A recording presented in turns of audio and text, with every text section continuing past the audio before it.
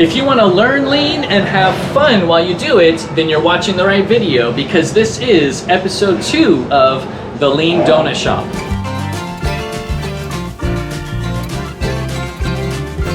Now, in episode 1, I covered a grand introduction to lean. It's very multifaceted, but you will not get it until you understand value and waste. So go to episode 1 if you haven't watched it or don't have an understanding of those concepts, especially the 8 wastes of lean. But today I'm going to solve the major problem I left you with in episode 1, and that's this. It's one thing to know how to get rid of the waste, but it's another thing to keep it away, because it keeps coming back. No matter how much waste you get out of your operation, your business, your life, the waste keeps coming back until you learn standardization. So that is the idea in this episode 2 of the Lean Donut Shop.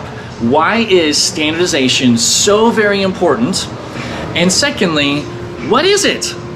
What are the variety of forms that standardization comes in? Because it's a lot more than just some boring SOPs. So here we go. You're also going to see a few different contexts in this episode because there has been a lot of change. In episode 1, you saw the Lean Donut Shop in a shared commercial kitchen. But since then, we've moved into a new environment, a brick and mortar storefront, which is where you just saw me a few seconds ago. And now here I am also in this new office that's not even set up, but at least I can work because there's been a ton of change. And what exactly has changed for the Donut Theory, the Lean Donut Shop, and Lean Smarts? Well, if you want to know all of it, don't skip this video. You want to watch to the very end. So let's kick off this episode by jumping back to our old kitchen where I taught you about waste and now tie it all together with the role of standards. Pretty much you get better by creating and improving standards. And standards come in all different shapes and sizes: materials, tools, layout, time, quantity, methods, labels, and more. You can standardize anything. Now, this business didn't even exist just over a year ago, so everything you see, there was no standard for it. Everything we're doing is a developed standard that is still improving and still getting better. So here's some examples of standards. So for every one of our materials, we've had to decide what material are we going to use, what supplier do we go to. When I order them, how many do I order when I reorder my materials? We also have standard tools, even the pen and the masking tape and those sticks, the spatula, the tablespoons. You know, what's really cool about making this episode is I can show you the continuous improvement of our standards. I mean, look, here's our new layout of our tools, and here's our new shelves as they currently look now with our ingredient. Everything can be improved. These standards are not supposed to lock us. They're supposed to take our best ideas, make them stick, and make them accessible to everyone. Layout is another standard. We do this the same way every single time, the way that we lay out the line. The design of this line, its layout, is something that can be different. The way that we lay out the inventory. So we've got the eggs down there and the sour cream down there, and it goes into making the dough. We do it the same way every time, not because we're stubborn, but because it's just the best way we know. If we find a better way, that's what we're gonna do. But until then, this is our standard layout of inventory, of tools, of this entire process. This right here is a major standard. It's our recipes. Avery, do you remember the days when we didn't even have written recipes? The recipe is a standard, and it was horrible. She and I were stressed. We made mistakes. We were texting and calling my wife and asking, wait, how is this supposed to be? We just didn't know how to do this thing until we had some standards, some recipes. This plan right here, this is a standard. This helps us schedule and plan every single day. Yeah, and it's an Excel file, but it's not that. It's actually a standard way that we approach the production of every single day. And see what this looks like now. It's not just a printed Excel document, it's a living analog magnet on whiteboard schedule that we can move around on the fly, prepare for the next morning, never have to even use a printer, always here and visible. The standard can always be improved. There's also standard methods. So one method that Maddie uses because of the challenge of this process that we don't like is she does it by hand. That's one method. She rolls it and pinches it together. There's different methods used for the bowl.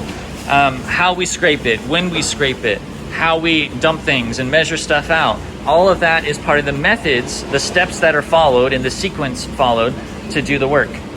And so standards are our friends. They're not there to hold us back, to quench our creativity, to police people.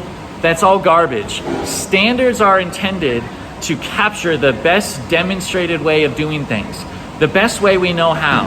And in fact, if you handle it rightly, it will actually capture the creativity and genius of every employee in the organization.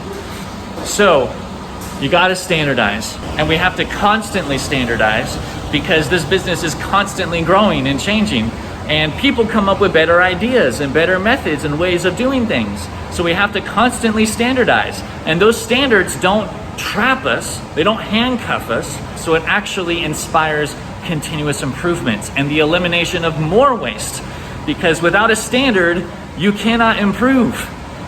As you've already seen, anything can be standardized. There's no limits here to what can be expressed as a standard. But why should you do it? I mean, what are the reasons for standardization? Because honestly, it doesn't get a lot of attention. It's not the most popular tool. And if anything, it kind of gets a bad rap. People don't really like it a lot of the time. So why should you standardize? Let's check it out. The first reason why standardization matters is that without it, work is absolute chaos. And there is no better example I know here at the donut shop than at our grand opening in this stall. Because yes, we had made our donuts for a long time before, but we went to a totally different schedule, 7 days a week with much greater volume, and also we added fried chicken. In fact, we got 2 chicken fryers right down there. So there was a lot of added recipe, some of which lived only on some butcher paper, chicken scratch. And there was such a lack of standards of just tools and location and placement and who does what, when, and how much, and everything. I mean, people didn't know where to put things. Where do we put our smallwares? Where do we put our ingredients? They were asking questions all the time of where to put stuff, or there wasn't time because it was crazy and they just put it places. And we mishandled, I could go on, but resources. I wasted so much labor because I didn't know how much I needed. I didn't know the burden of the work. And throughout the day, how many people I needed in the stall and how to best utilize those people and what are the best methods for them to do the work. Wasted so much inventory because we forecasted and guessed how much was needed and threw stuff in the trash, or there were mistakes and quality problems and inventory went in the trash, right? Because the donuts were wrong, or the dredge was sticking on the fried chicken. The hallway was just stacked high of trash and inventory on the floor. Don't tell the health department, but that was just how things happened during the grand opening of the food hall. So without standards, work is absolute chaos. So much confusion. That's the first reason why standardization matters. Another reason is that it's hard to solve problems. Here's a great example, our mac and cheese. We do it in a very excellent way, but it's a little tricky to do, especially when we were trying to figure out the standard and the recipe and how to do it and the timing of everything. When you don't have a standard that's super clear and very well trained, you can have a problem with the mac and cheese, but then you're left scratching your head saying, well, what the heck happened? Because I don't know what was done. This person does it that way, John does it this other way, Susie does it a different way, different shifts do it different ways. So you just are helpless, hopeless. You can't solve problems well because there's chaos and so many different ways of getting the work done. So problem solving is exceptionally hard when there's not a clear standard that's being followed. That's another reason why standardization matters.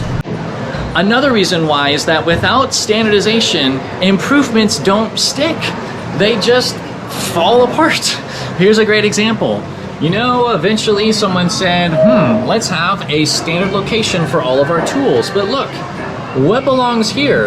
In fact, What belongs there? We don't know anymore. What's supposed to go there? Or is this even the same, the correct one? So if you don't standardize super duper well, and it's not clear how to succeed, then the standard deteriorates. So you've got to standardize super well and even have standard approaches to training and following up. Without that, sooner or later, whether it's a day, a week, a month, or a year, all you've got is a bunch of hanging artifacts, broken artifacts on the wall, or paper and standards that once upon a time, they worked super duper well, but now they just don't. And it's a painful reminder that there's not as much discipline or engagement or buy-in or something at the organization as there was in the past. So standardization matters. Without it, you can improve all day long, but the improvements don't stick. Another reason why standardization matters, even though there's countless more, is this, that you end up answering the same annoying question all day long. Now, that was very true at the beginning. It's still true now whenever there is turnover of employees and new people in the stall, or just because we're human, for crying out loud, and we forget or we get lazy and we do things different.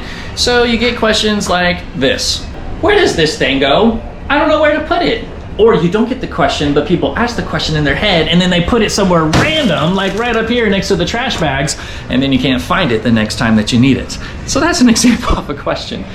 Or how much coffee do I put when I make new coffee? Or how many donuts do I put on a sheet pan? Or when do I refill the paper towels? I mean, you name it, there's all kinds of questions. And now it's great when you have new people because they'll just ask the questions. And you might be there thinking, you idiot, of course you should know. But no, they're not dumb. It's just not standardized well, which puts everybody else in a position of having to answer the question all the time because the answer is locked up in their head and not designed into the work environment. When you build it into the environment, you're standardizing how things are supposed to be and making it visual and accessible instead of locking it up in your head.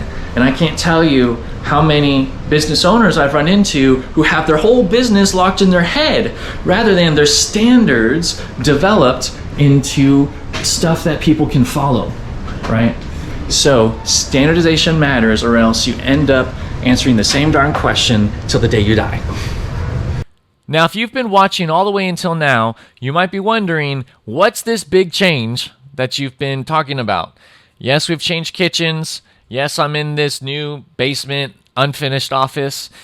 And it's actually because we sold the business. It wasn't our exit plan. It's not the end of the Lean Donut Shop, don't worry. I've got a ton more videos that I'm going to be showing you, but it has actually slowed down some of the release of videos because it's not actually what we were working towards, but it's what made sense for our family. Wife and I decided, look, we could start a business a dozen more times, but we'll only raise them once, and we want to do that right. So there's going to be some change to the rest of this mini-series. You're going to find shorter videos released more frequently, covering a variety of topics before we finally had to part ways with the Lean Donut Shop that we loved very much. So stay tuned. There's a lot more coming your way.